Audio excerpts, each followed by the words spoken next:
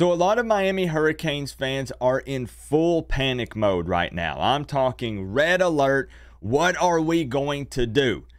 And it's because an article was posted on social media a couple of hours ago, and it's titled Miami Hurricanes QB Tyler Van Dyke questionable for Game 1 after banging thumb on side of helmet.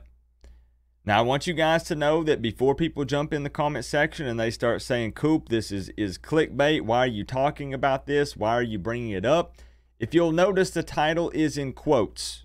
I'm not saying, I'm not the one making this statement. I'm literally quoting the article that has been published. And I'm not coming up here and trying to confirm or deny it. That's not what we're doing.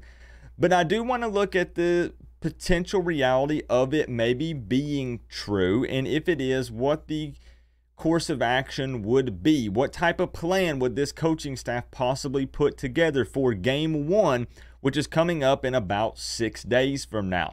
Now, there is also the fact that some credentialed media, which this was someone who had media credentials that posted this, credentialed media on other platforms are firing back and saying this information is not true. And then there are other people who say that they're already preparing for Jacurri or even Emery to start. But then there's another party over here that's saying it is true, but the information is just slightly incorrect. So you know what? Roll the intro. We don't run or hide from drama or negativity. We address it head on and we talk openly about it. Let's go. Let's get into it.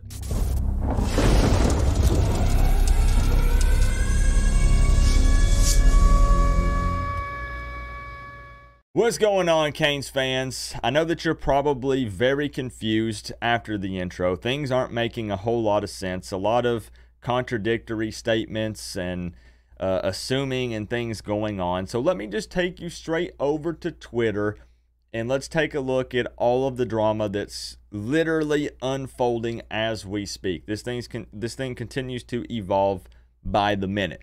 So the original article that was posted involves CaneSport and On3. And it literally, you can see on the screen, it's exactly what I said. Now, you have to pay to read this article. I'm sorry, I'm not doing so, but this says it right here. QB Tyler Van Dyke questionable for Game 1 after banging his thumb on the side of a helmet. So Canes fans are up in arms. What are we going to do? That's our QB that brings the most experience. We're still not sold on Jacurri yet. There's no way you can throw Emery, a freshman, out there Game 1. What are we going to do? Well, Barry Jackson, a name that you guys are probably familiar with, follows up with this tweet. Per a report from CaneSport, referencing the one we just looked at, a source told the publication that UM quarterback Tyler Van Dyke is 50-50 to play Friday night against Miami of Ohio after he banged the thumb side of his hand on a helmet during last Tuesday's practice. Jacurri Brown is the backup. So kind of just confirming what CaneSport was saying, that TVD would be questionable for the game. They didn't say that he wasn't playing, but they said questionable. And a hand injury is, you know, pretty bad for a quarterback. I mean, if it's on your throwing hand, which it is, or they say it is, or might be, you know, that impacts a lot. But then we have another tweet here from someone. Now, again, you can look all of these people up. Credit to them. This guy's a LifeWallet sports reporter and analyst. He says, as of right now, the plan is for Van Dyke to be out there as QB1 on Friday night. So not a 50-50. The plan is he's the starter. He doesn't really confirm or deny if there is an injury or not an injury, but here's where things really start to get interesting. You now have Gio tweeting, who Gio is a good dude. I like Gio. He's also part of LifeWallet Sports, sports analyst, journalist, reporter. Now listen to this one. It's incredible how long it took for the Van Dyke info to become public. I was wondering who would be the one to squeal, and of course someone did. It's not his thumb, it's his ring finger. And when you think about it, that could be very important information as far as for your throwing hand, you know, ring finger versus thumb. Just saying. Let's get that correct. Let's continue. It happened on a non-contact play 2 weeks ago. Sometimes I wonder if some of the media even care about the team's success or if they just want 30 seconds of clout. And I think basically what he's referring to here is this could be looked at as someone kind of ratting out, a potential injury that could impact the way that the opponent prepares for the game. Because just think about it. Tyler Van Dyke versus Ja'Carri that's two totally different skill sets. And the way that the opponent could prepare might drastically change because of that. So kind of leaking that information and putting it out there and stating it as fact could be kind of a bad look. It makes you look more like an enemy, And then he continues on to say, I was told last week if anyone leaks this, they'll have shit to pay from Miami. We'll see. We all know how Mario Cristobal feels about the media, and they've kept a lot behind closed doors, and understandably so. He's not a huge fan of pumping out a ton of interviews and putting information out there. But look, there's a little bit more to this. Gio continues on to say, for the record, the injury is not as serious as it is being made out to be. The plan has been that he's playing game 1 and was already preparing to practice again. Emery worked most recently with the ones.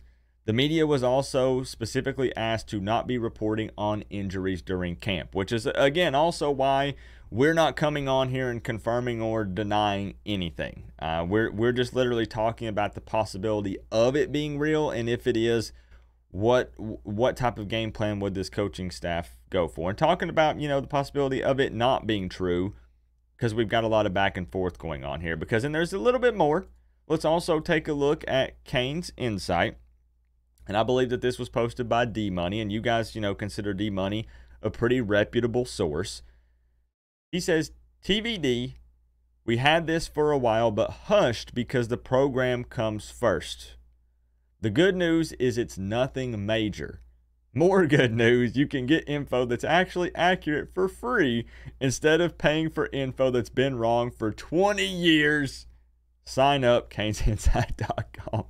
So we got some butting heads here with Miami Hurricanes media outlets going back and forth. There's some clout chasing going down and some negativity and some drama. And it wouldn't be the start of college football season without some drama. I am receiving my fair share of it after posting my Miami Redhawks diss track yesterday. But that's a different topic for a totally different time. So what I want to talk about is the possibility, though, if Tyler Van Dyke does have an injury to one of his fingers on his throwing hand, how would that change the preparation for this game? Again, not saying that it's true or not. Because it could be. Again, they've even confirmed. Gio says, yes, it is true. Canes Insight, D-Money says, yes, it is true. It's just not that serious. They've already been prepping for it for weeks. They've been approaching this game knowing that he has the injury, and they've been practicing knowing that. You know what I mean? Like, they have a backup plan, but the thought process here is that he will start. What's interesting here is it would put us in a difficult spot if Ja'Carri is the next man up, in my opinion. Because, again, when we look at the skill set of Tyler Van Dyke versus Ja'Carri Brown, Ja'Carri is kind of a run-first quarterback. And I know that they've been working on that. They've made it known that they've been pushing Ja'Carri to stay in the pocket longer and not always, roll out and take off with his legs as soon as the pocket collapses. But it could really change the game plan because Dawson would almost need to create two totally different game plans. The way he would approach the Miami of Ohio game would be so different, in my opinion, with Tyler Van Dyke in there versus Ja'Carri Brown. And we also have to look at the potential of Emery starting because, there's still been a lot of people harping on Ja'Carri's accuracy when he does throw the ball. But I just don't see this coaching staff being willing to put in a freshman in game 1, no matter how well he can sling it. No matter how strong his arm is, no matter how much progress he's made during spring and fall camp, Ja'Carri still would bring more experience. It's not about a seniority thing. And even though Ja'Carri came in and, we struggled and we lost some games last season with him starting, he still has played in those big-time games. And this is game one. It's a Friday night. There's a ton of eyes on the team. And I think the play would be that Ja'Carri Brown would be quarterback number 2. Again, this is me just assuming. I don't have any inside information here with this. I'm not going to pretend like I do. We're just talking it out and discussing what we think might happen. I think, if I had to make a guess here, that I am probably going with Gio and Kane's insight with D Money here. The play would be to play Tyler Van Dyke if at all possible, like against all odds. As long as he can throw the ball, he's going to be starting. But we still also need to try to get Tyler Van Dyke healthy because, you know, that's the guy that we're leaning on to run this style of offense this season. And as much as I still root for anybody that's a Miami Hurricane, Emery is more of a fit on paper for this offense than Ja'Carri, in my opinion, with his play style, running Dawson's offense anyways. So, you know, again, we have to just look at the facts. We have to look at the reality. And I think, though, that the play, it makes sense. Push Tyler Van Dyke. You know, they've been preparing for it. And then Ja'Carri is there if needed. But I do not see a scenario where you can throw Emery in the fire game one. But let me know what you guys think down in the comment section. Again, this is going to continue to evolve over the next few hours in the coming days leading up to the game. And people are going to be foaming at the mouth trying to get practice clips and see who's taking reps with first-team offense, if Tyler Van Dyke's out there, if his hand's wrapped up, what he has going on. But we're hoping that Tyler Van Dyke can stay healthy this year and he gets an opportunity to redeem himself. You know, a lot of people were poking fun at him, opposing teams' fans and stuff, saying he's made of glass and he struggled with so many injuries and stuff last year, and then he struggled before he even got injured. So this is the money year for Tyler Van Dyke. He's got to come out and he's got to play well. And it would suck if he is, in fact, battling any type of injury going into the first week of college football. Because, you know, as much as people don't want to admit it, some of those things can be targeted at times. You know, a little bit of a late push, a little bit of a specific helmet placement. These things happen. People don't want to talk about it, but I promise you it does happen at times. And I'm not necessarily saying that any team's going to play dirty, but I'm just, if you know, you know. All right? If you know, you know. But let's chop it up. Are you in panic mode? Are you cool as a cucumber? You're chilling. You're not worried about it. Let me know down in the comment section below. I know this was kind of a weird video, but it's a hot topic, man. I mean, we're playing a football game at the end of the week, and now all of the talk is our starting quarterback injured or is he not? And then people are saying, yes, confirming he is injured, but it's not as bad as we thought. And then other people are saying, well, the third string guy is taking all the reps with the ones. Where's Ja'Carri? Others are saying, we don't want to. See what I'm saying? So it's something definitely worth discussing. But let me know your thoughts down in the comment section below. Personally, I'll end with this. I think that we'll be fine. I think that we'll be just fine. Luckily, it is Miami of Ohio at the very least. You can't sleep on anyone, but we're not opening with Texas A&M or Clemson or anything like that. And either way, if we want to say and show that we're making progress, real talk, we should be able to still beat a MAC team with a second or third string quarterback. Right? I'm not saying that we will or that we can, but I'm saying we should be able to. Shouldn't we?